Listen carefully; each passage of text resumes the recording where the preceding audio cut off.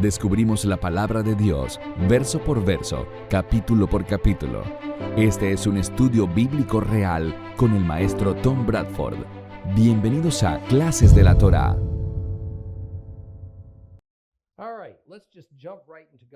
Muy bien, vayamos directo a leer la palabra de Dios. Abran sus Biblias en Génesis capítulo 22, que está en la página 21.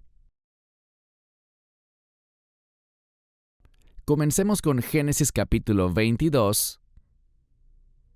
Y de nuevo, si tienen la Biblia completa judía, está en la página 21. Génesis 22. Después de estas cosas, Dios probó a Abraham y le dijo: «Abraham». Y él respondió: «Heme aquí». Y le dijo: «Toma ahora a tu hijo, tu único hijo, a quien amas, a Isaac, y ve a la tierra de Moriah, y ofrécelo allí en holocausto sobre el monte que yo te señalaré». Abraham se levantó muy temprano, aparejó su asno, y tomó consigo a 2 de sus mozos y a Isaac su hijo.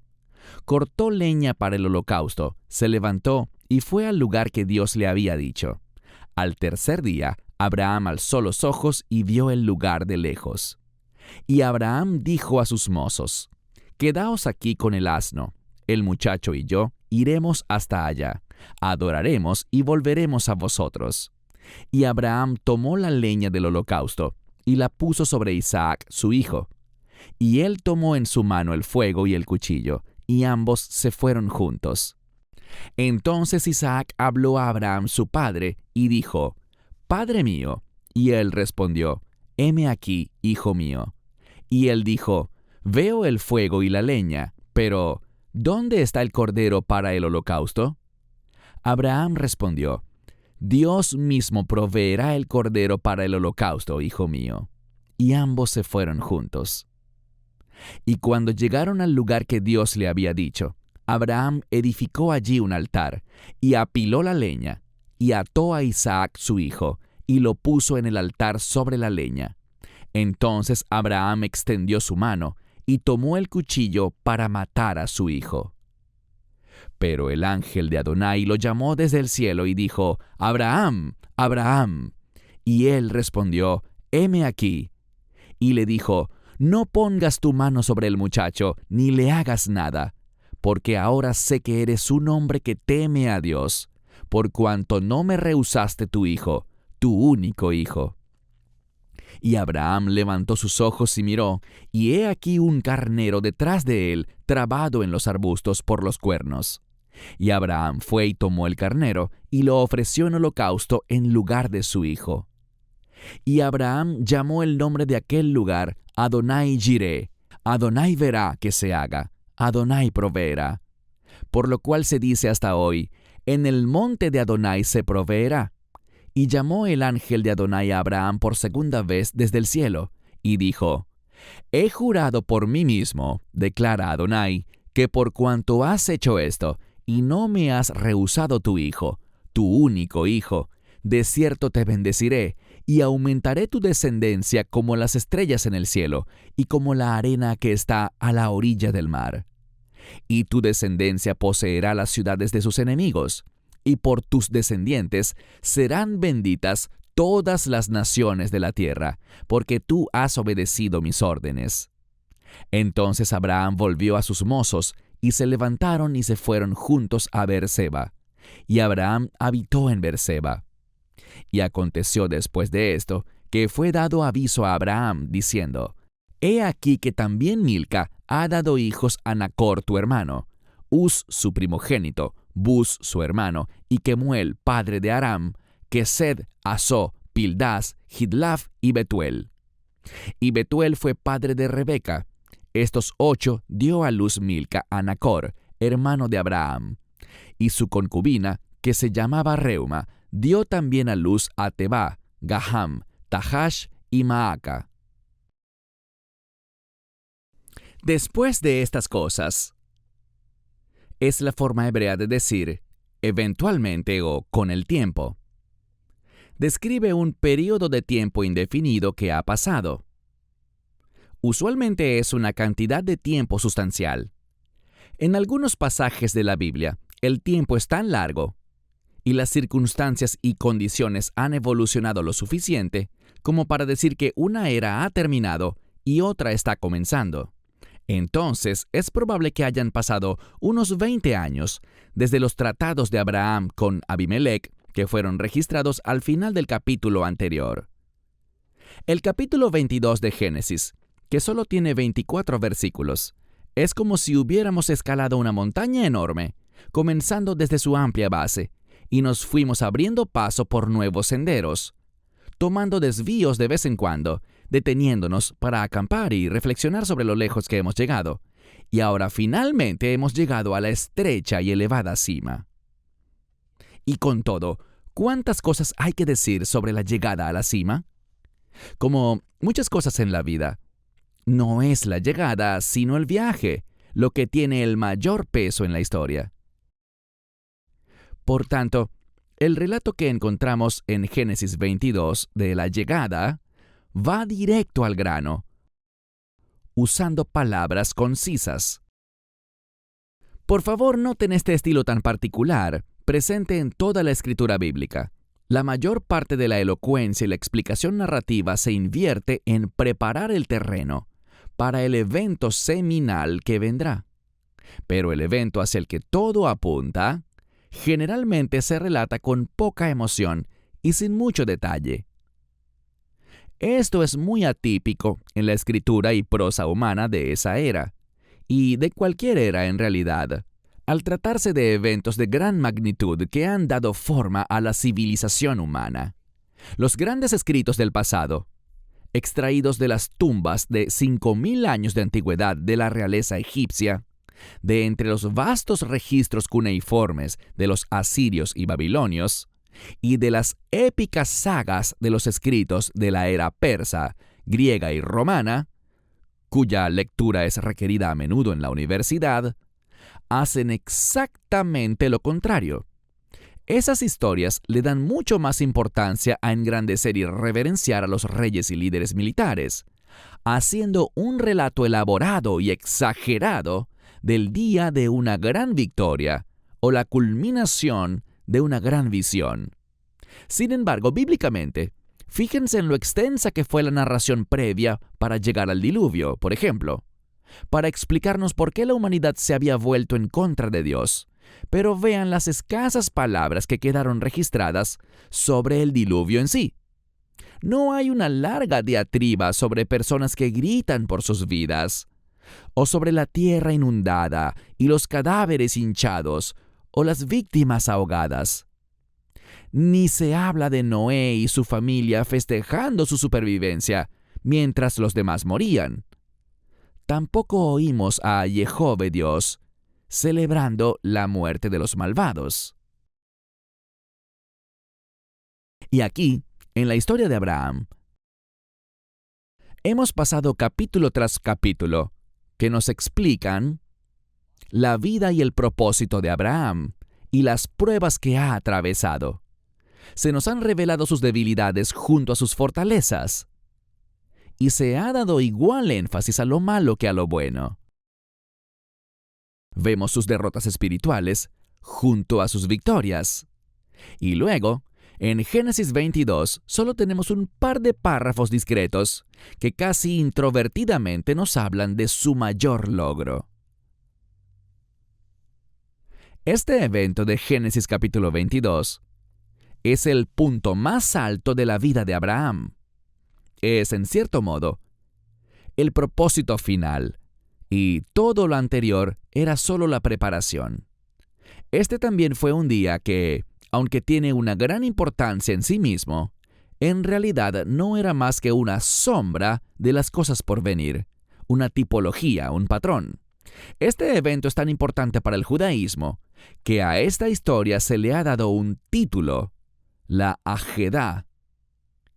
Y la Ajedá significa atar o atado. Y, por supuesto, se refiere a cuando Isaac fue atado, Yitzhak, al ser puesto en el altar como ofrenda para el holocausto. Cabe destacar que este capítulo está totalmente entrelazado con el anterior. En el capítulo 21 vimos que se le instruyó a Abraham que renunciara y enviara lejos al hijo que amaba, y en el que había puesto toda su esperanza, Ismael. Para Abraham, él era su hijo primogénito, el heredero de la promesa, y de repente iba a tener que enviarlo a un futuro incierto. Luego, cuando Ismael estaba en el desierto y cerca de la muerte, Jehová, o su ángel, llamó desde el cielo y rescató al joven. Un pozo de agua apareció milagrosamente e Ismael se salvó.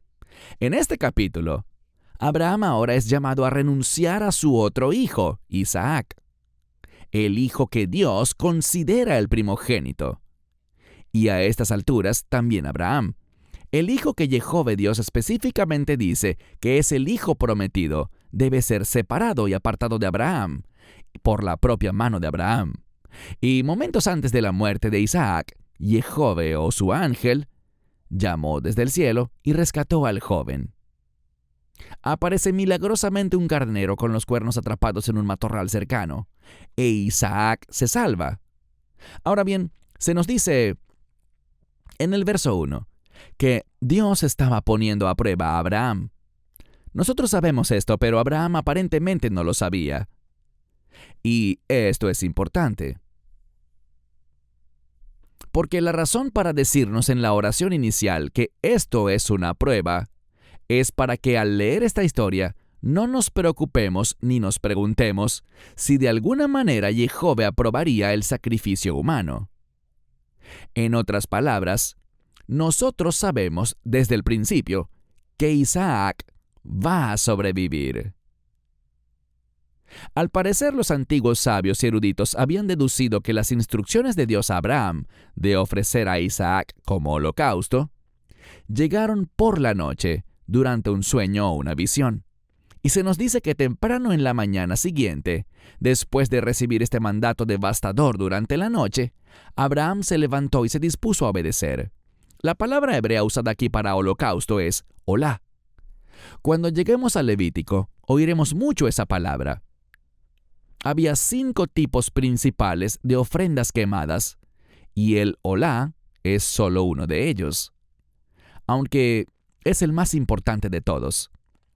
Por ahora sepan que cada uno de estos 5 tipos de ofrenda sacrificial eran ofrendas quemadas, por lo que el título olá no solo significa cualquier tipo de ofrenda que se quema en el fuego. Más bien, olá es un tipo específico de ofrenda quemada con un significado específico. Y hay 2 elementos que diferencian cada uno de los 5 tipos de sacrificios entre sí. Primero, ¿en qué consistía la ofrenda sacrificial que iba a ser quemada? Y segundo, el propósito divino y la función de esa ofrenda sacrificial en particular y el ritual asociado. No dejemos pasar esta oportunidad para hablar del lugar donde se le indicó a Abraham que llevara a Isaac para este sacrificio ceremonial. Se le dijo que fuera a la tierra de Moriah, a la cima de una colina que Dios mismo señalaría. Por tanto, se ha originado una tradición sobre el monte Moriah. Hoy se da por sentado que el monte Moriah está en Jerusalén, pero la pregunta que discuten la mayoría de los eruditos tradicionales tiene una clara línea divisoria dependiendo de si uno es hebreo o un gentil cristiano. Los judíos creen que el monte Moriah es donde el templo solía existir y donde volverá a existir algún día. Ese lugar hoy se llama el monte del templo y es donde está esa enorme cúpula dorada de un santuario islámico dedicado a Mahoma que domina el horizonte. La mayoría de los eruditos gentiles cristianos dicen que el monte Moriah es el monte de la crucifixión, el lugar donde Yeshua fue ejecutado por los romanos. Y en términos generales, hay 2 posibles lugares en Jerusalén que se disputan como el posible escenario de ese evento trascendental, y por supuesto, ninguno de los 2 está en el área del monte del templo. Dicho esto, debemos entender que el monte del templo no cubre todo el monte Moriah. El monte Moriah ni siquiera formaba parte de Jerusalén originalmente, conocida como la ciudad de David. Más bien, la ciudad de David estaba ubicada ladera abajo de una gran colina, He llevado a muchos de ustedes allí, y el monte Moriah representaba la parte más alta de esa colina. Es probable que uno de los lugares elegidos como el sitio de la crucifixión sea parte del monte Moriah, mientras que el otro no lo es en lo absoluto. No discutiremos sobre el lugar exacto donde Yeshua fue ejecutado, pero sí les diré que según la ley judía, muy bien documentada, que estaba vigente en ese momento, y algunos sólidos indicios que Pablo nos da, no creo que ninguna de las dos ubicaciones tradicionales de la crucifixión sea correcta. Ahora, en el momento en que Abraham recibió instrucciones de viajar a Moriah, él y su familia estaban en Beer-Sheba, que estaba a unos 80 kilómetros al sur-suroeste de Jerusalén, hacia la península del Sinaí. Así que le esperaba un largo viaje y tendría mucho tiempo para pensar y para retractarse del agonizante propósito de ese viaje. Se nos dan un par de datos interesantes en el verso 3. Primero, que Abraham tomó a 2 criados con él. Y segundo, que cortaron leña para el fuego que sería necesario en el altar, y se la llevaron en el viaje. La semana pasada les di varios paralelismos entre Isaac y Yeshua. Algunos comentaristas dicen que el hecho de que Abraham tomara a 2 criados con él coincide con los 2 criminales colgados en las cruces que estaban junto a Jesús. Lo único similar es el número 2, y me temo que para ir más allá de eso habría que inyectar una buena cantidad de alegorías allí. El hecho es que una persona del estatus de Abraham nunca habría viajado sin criados, y él ya era un anciano, y además, ese era el número mínimo de criados acompañantes para su época. Ir acompañado por 2 criados significaba que él era una persona importante. Sin embargo, en el verso 6, se nos dice que, al llegar al monte Moriah, Abraham puso la leña y el fuego para el altar sobre la espalda de Isaac, la misma leña que se convertiría en el instrumento de su muerte e incineración. Él iba a cargar la colina arriba hasta el lugar del sacrificio. Este es un paralelismo perfecto, ya que a Yeshua se le exigió llevar sobre su espalda la cruz de madera que se convertiría en el instrumento de su muerte, una muerte por sacrificio. Esta acción de Abraham de traer la madera con él desde Beerseba también es bastante interesante, porque no hay ninguna razón aparente para que ellos tuvieran que transportar madera pesada con ellos a lo largo de 80 kilómetros. De hecho, ellos comenzaron su viaje desde un lugar donde la madera era escasa e iban a un lugar donde era relativamente abundante. No había escasez de arbustos frondosos ni de pequeños árboles en las montañas que rodeaban Jerusalén, y aquellos de ustedes que han estado allí lo han podido ver. Se nos dice que fue un viaje de 3 días, lo que es razonable para esa distancia de 80 kilómetros que habrían viajado. Y cuando llegaron, Abraham les dijo a los criados que no podían ir con él e Isaac al altar, y que ellos regresarían en breve. Abraham les estaba diciendo, quizás una mentira piadosa. Él estaba tratando de no asustar a Isaac o a los criados con lo que estaba por suceder, que era un sacrificio humano. Creo que esto prefigura a Cristo, cuando les dijo a sus siervos, a los discípulos, que Él se iba y que a donde Él iba nadie podía seguirlo todavía, pero que Él iba a regresar a ellos en lo que llamamos la segunda venida. Tampoco quiero que nos perdamos el asombroso simbolismo del Padre y el Hijo yendo juntos al altar de sacrificio. Obviamente ambos eran necesarios. El Padre no podría realizar un sacrificio sin una ofrenda sacrificial, su Hijo. Y el Hijo no podía ser sacrificado sin el ímpetu de su Padre. Hace unas semanas observamos la esencia y la naturaleza de Dios, que es de lo que se trata la doctrina de la Trinidad. Y vimos que no podemos desarmar a Dios tan fácilmente en 3 piezas o personas reconocibles. No podemos desarmarlo y volverlo a armar a nuestra voluntad. También vimos que muchas de las profecías mesiánicas del Antiguo Testamento, las que Jesús vino a cumplir, dicen claramente que Yud-Hei Vav-Hei, Yehove, será traspasado y Yud-Hei Vav-Hei, Yehove, regresará al Monte de los Olivos. Bueno, con la doctrina que divide a Dios en tres piezas, Yehove es una pieza o persona y Yeshua es otra. Entonces, ¿es Yehove o es Jesús el que va a descender sobre el Monte de los Olivos en el futuro cercano? Yo digo que la unidad de la deidad es tan completa que no podemos separarla en tres partes. Pero lo que sí podemos es hablar de los muchos atributos de Dios. Y uno de esos atributos es la salvación. Y este atributo debía tener lugar dentro del contexto de un atributo aún más grande de Dios, que llamamos el Hijo. Lo que quiero decir es que debido a que Dios es uno, el atributo del Padre y del Hijo actúan juntos en plena unidad en todo momento. Yehove estuvo colgado en esa cruz tanto como Yeshua. Y aquí vemos en Abraham e Isaac que el Padre y el Hijo, estos dos atributos, llegan juntos al altar del sacrificio, cada uno cumpliendo su rol.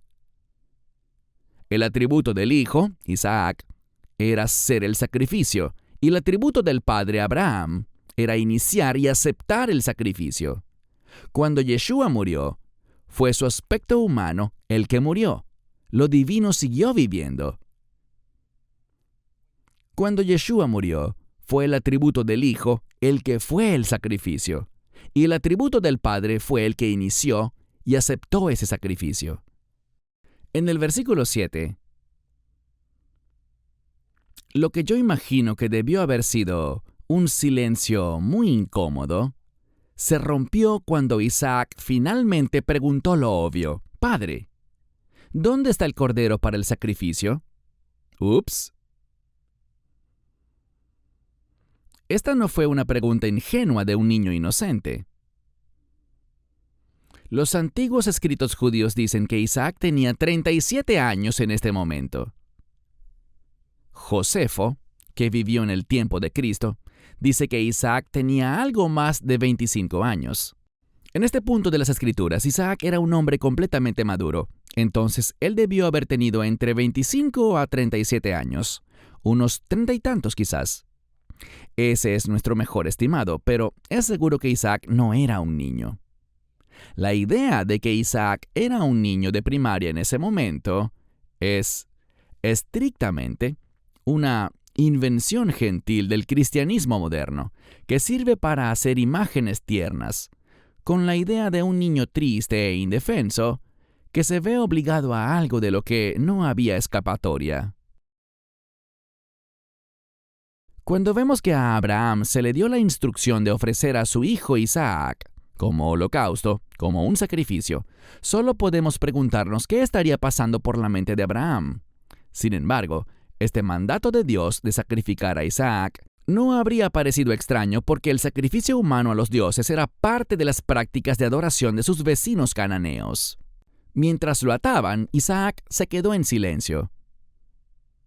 Él sabía muy bien lo que estaba a punto de sucederle. Él no luchó contra la situación, no exigió sus derechos, ni exigió una explicación. Él no gritó: «¿Por qué yo?». Y por supuesto, tampoco lo hizo aquel a quien Isaac prefiguró, el Mesías. No opuso resistencia, no intentó eludir la muerte sacrificial que solo el Hijo prometido podía lograr. Pero Isaac no era el Mesías. El tiempo señalado para el Mesías, ese tiempo que solo Yehove conocía, porque él así lo dispuso, aún no había llegado.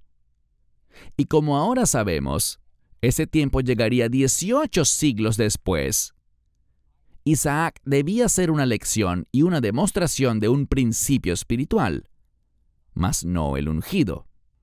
Isaac era solo un hombre, por lo que nunca podría calificar como el precio que Dios requería para la redención eterna. Por tanto, dejar que Isaac muriera de la manera que parecía en que iba a morir, a mi parecer solo podría calificar como un sacrificio humano.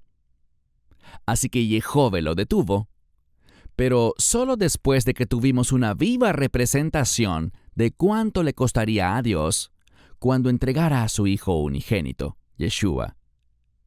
Porque iba a ser el mismo Dios quien se sacrificaría por la humanidad. Este capítulo simplemente rebosa de significado. Es abrumador el modo en que nos presenta una tipología del Mesías y su crucifixión. Podríamos pasar fácilmente 2 semanas analizándolo, pero trataré de ir al grano para no estancarnos. Para ir directo al punto,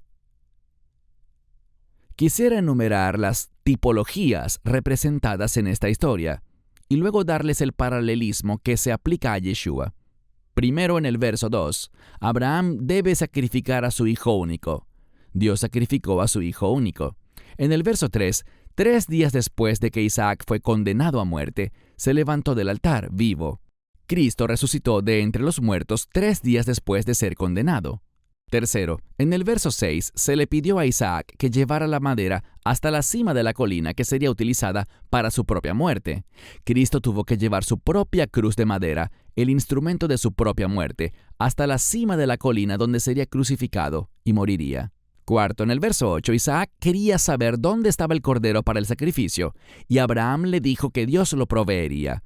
Ciertamente Dios proveyó el cordero para el sacrificio, su propio hijo, para ser sacrificado por toda la humanidad. Quinto, verso 13, se le proporcionó un carnero, una oveja macho, a Abraham, en sustitución de Isaac, como sacrificio.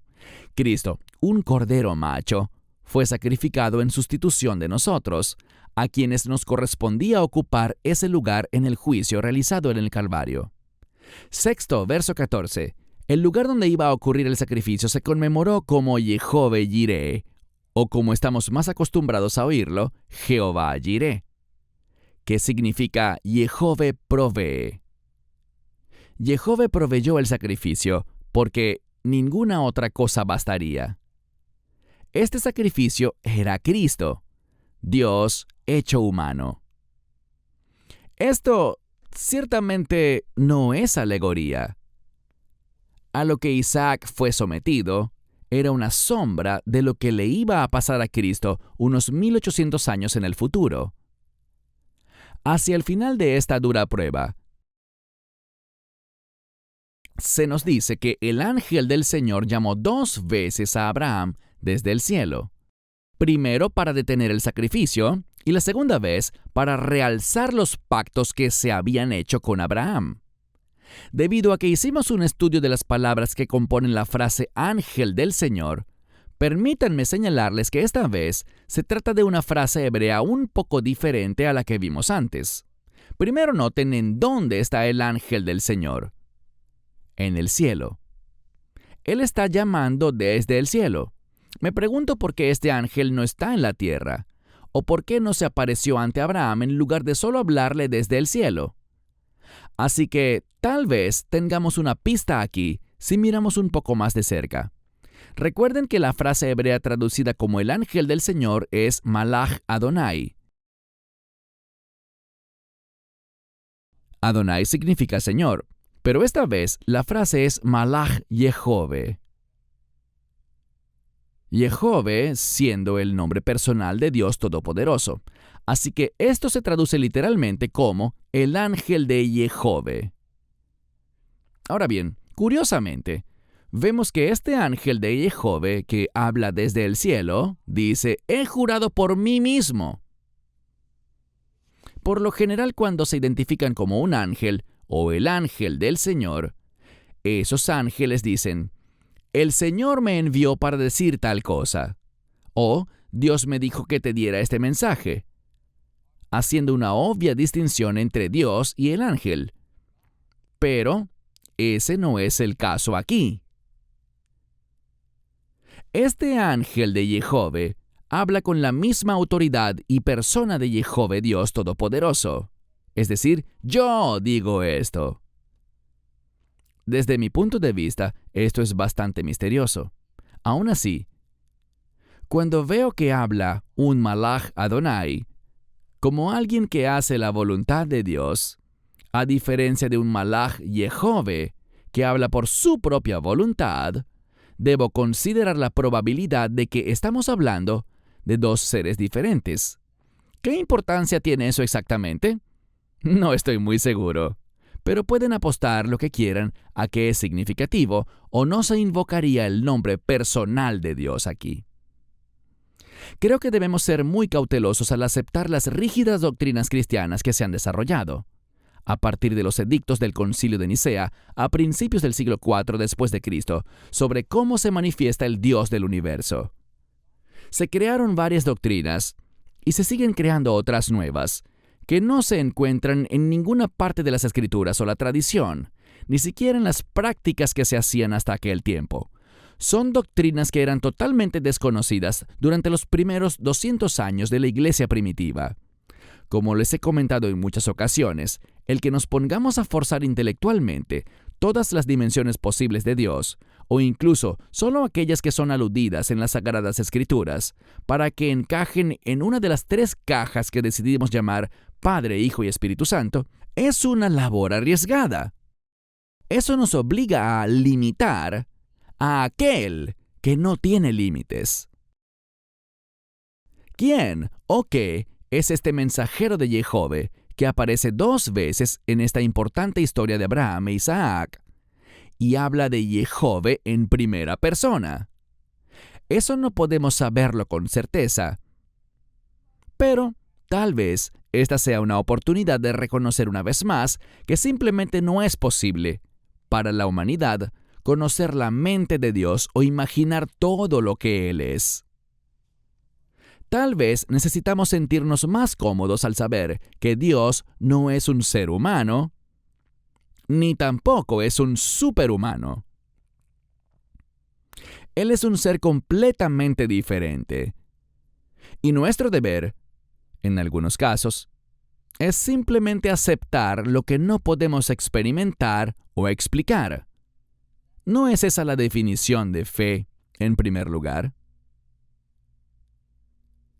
En todo caso, Abraham e Isaac regresaron a casa, y luego se nos da una genealogía sobre el hermano de Abraham, Nacor, que todavía vive en Mesopotamia.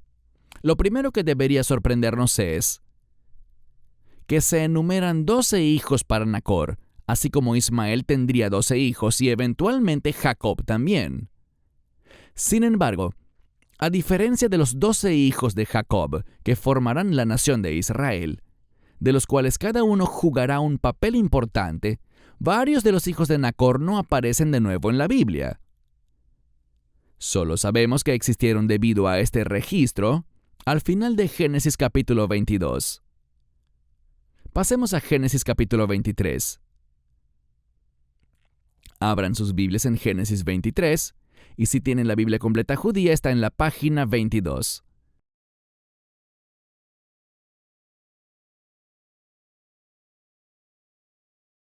Génesis capítulo 23, verso 1. Sara vivió 127 años. Estos fueron los años de la vida de Sara. Sara murió en Kiriat Arba, también conocido como Hebrón, en la tierra de Canaán. Y Abraham vino a lamentar a Sara y a llorar por ella. Entonces se levantó de delante de su difunta y habló a los hijos de Het: Yo soy extranjero y vivo como peregrino entre vosotros. Dadme en propiedad una sepultura entre vosotros, para que pueda sepultar a mi difunta esposa. Y los hijos de Het respondieron a Abraham: Óyenos, Señor nuestro, eres un príncipe de Dios entre nosotros, así que escoge cualquiera de nuestros sepulcros para sepultar a tu difunta. Ninguno de nosotros te rehusará su sepulcro para que sepultes a tu difunta. Abraham se levantó y se inclinó ante el pueblo de aquella tierra, ante los hijos de Het, y habló con ellos, diciendo: Si es vuestra voluntad que yo sepulte a mi difunta, oídme, interceded por mí ante Efrón, hijo de Zohar, para que me dé la cueva de Macpela, la cual él posee y está al extremo de su campo, que me la venda en presencia de vosotros por su justo valor, y entonces tendré un lugar de sepultura de mi propiedad. Efrón el Eteo estaba sentado entre los hijos de Het, y respondió a Abraham, en presencia de los hijos de Het que pertenecían al consejo gobernante de la ciudad: «No, señor mío, óyeme, te doy el campo con su cueva, en presencia de mi pueblo te lo doy». Entonces Abraham se inclinó delante del pueblo de aquella tierra y habló a Efrón a oídos de ellos, diciendo: «Te ruego que me oigas, pagaré el precio del campo, acéptalo de mi parte, y sepultaré a mi difunta allí».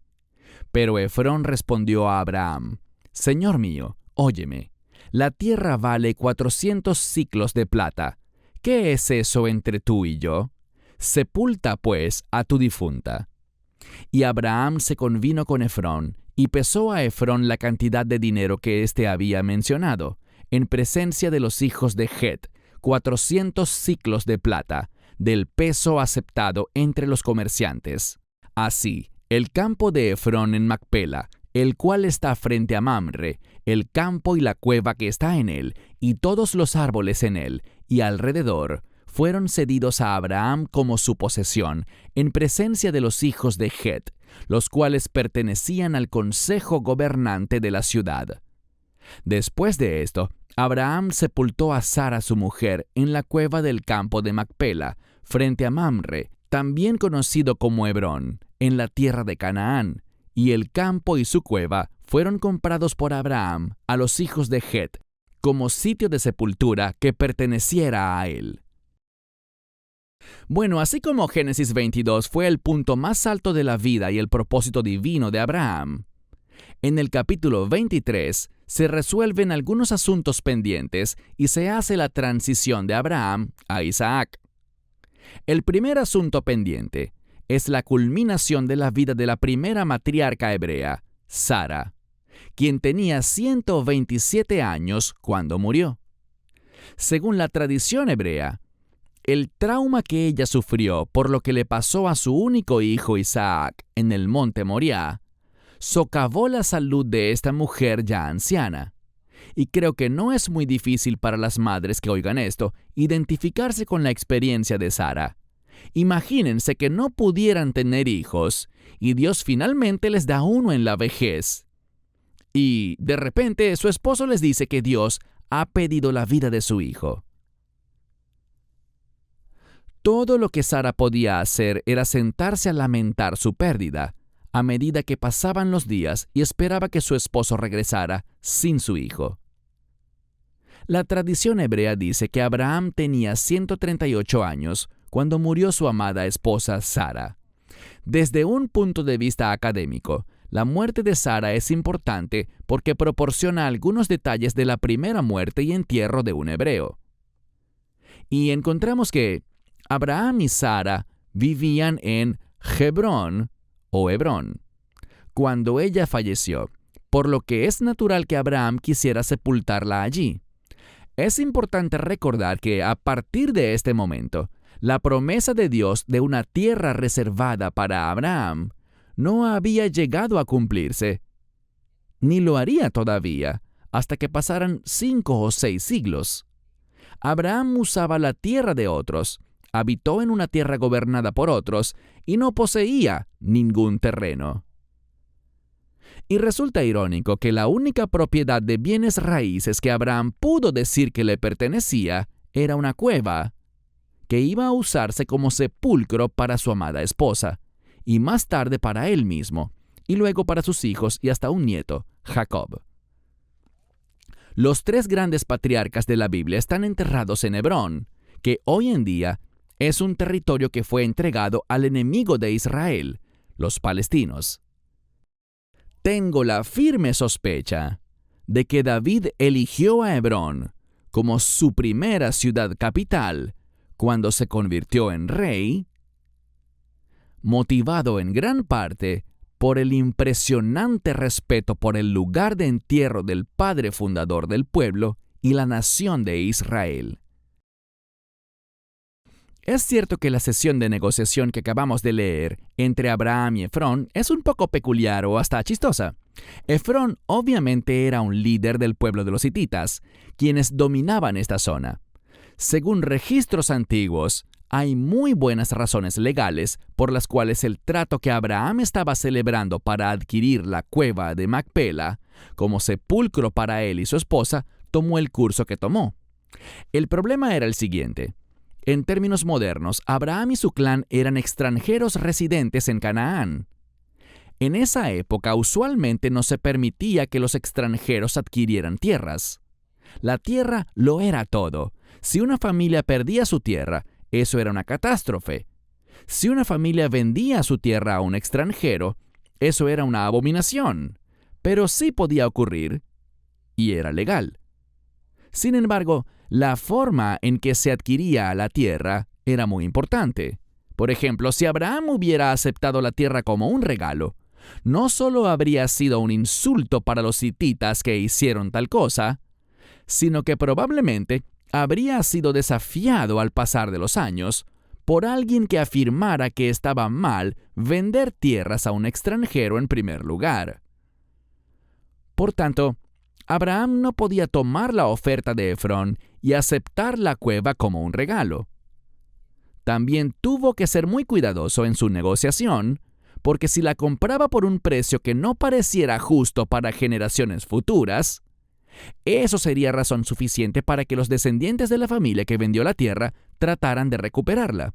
Así que Abraham siguió dando argumentos, hasta que Efrón fijó el precio antes de que Abraham se viera obligado a hacer una oferta. El precio, 400 siclos de plata, era bastante elevado. Pero al insistir cortésmente en que él era feliz de pagar el precio completo, eliminó futuras disputas legales que podrían haber hecho que él o su descendencia perdieran esa tierra. Los lugares de sepultura eran muy importantes para los antiguos, y me atrevería a decir que aún tienen gran importancia incluso en las sociedades modernas. Entonces, todo este proceso tuvo lugar delante de muchos habitantes de esa ciudad, los hititas, para que fuesen testigos del traspaso de la propiedad de esa cueva, de Efrón a Abraham. Continuaremos con la historia de Abraham la próxima semana. Para más enseñanzas de un estudio bíblico real, redescubriendo la palabra de Dios con Tom Bradford, visite toraclass.com o descargue la aplicación móvil de Torah Class.